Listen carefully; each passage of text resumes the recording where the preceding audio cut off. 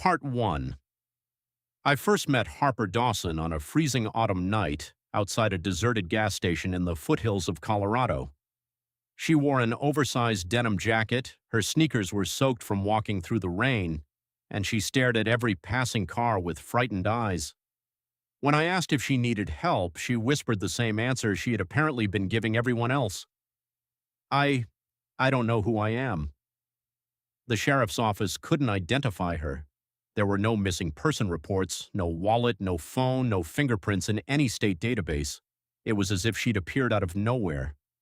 My name is Ethan Carter, and at the time I was 27 years old, working as a junior architect in Colorado Springs. My apartment wasn't much, one bedroom above an old hardware store, but it was warm. She refused every shelter. She refused every stranger. For some reason, she trusted me. The weeks turned into months. Doctors called it traumatic amnesia. They said memories might return in days or years. Eventually, I stopped asking if she remembered anything. Instead, we built a new life. Since she couldn't remember her birthday, we celebrated the day we met. Since she didn't know her last name, I jokingly called her Harper Carter whenever delivery drivers asked. She would always laugh. Maybe I really belong here. I smiled every time. Maybe you do. Life wasn't easy. Architecture had always been my dream, but dreams didn't pay medical bills. So I left the design firm. During the day, I drove delivery trucks through Denver. At night, I worked maintenance shifts at a mountain resort near Manitou Springs. On weekends, I repaired fences for ranch owners. Sometimes I slept only 3 hours, but every Friday I'd bring home fresh flowers because Harper loved filling old mason jars with wild colors. She always noticed. You worked overtime again. It's nothing. You keep saying that. She'd gently place her hand over mine. When I remember who I was, I hope I'm still someone you can love. I laughed. You already are. Harper learned everything from scratch. She learned how to cook, how to drive, how to paint.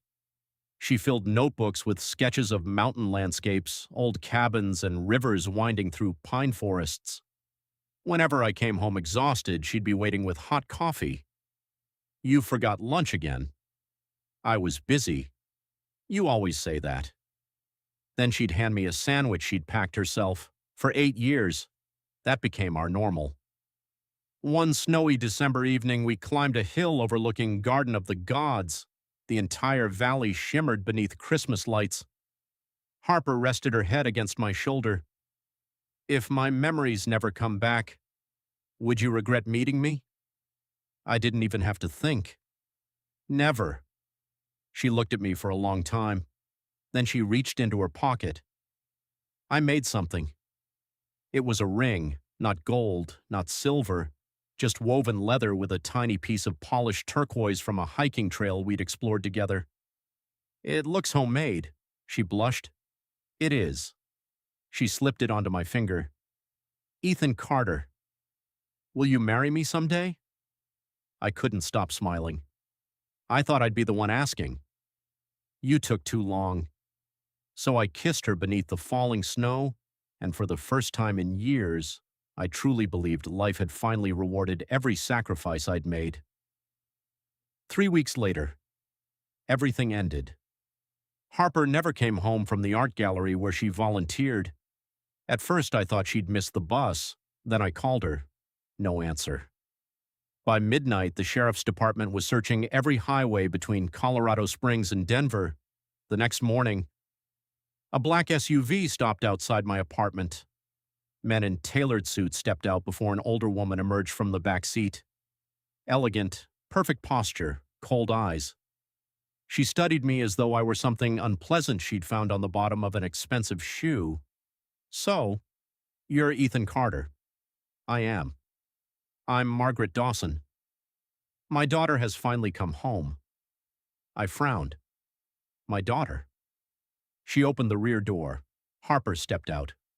Only, she wasn't wearing the flannel jacket I knew. She wore an elegant cream-colored coat that probably cost more than my pickup truck. Diamond earrings sparkled beneath neatly styled hair. Even the way she stood had changed. confident, graceful, distant. I rushed toward her. "Harper?" She hesitated, only for a second. Then her expression became perfectly calm. "My name isn't Harper. It's Harper Dawson." The words hit harder than any punch. My memories returned after the accident yesterday. I remember everything now. My family, my life, my past. I smiled through watering eyes. That's, that's wonderful. It really is. For a brief moment, I waited for her to hug me, to tell her mother everything we'd been through.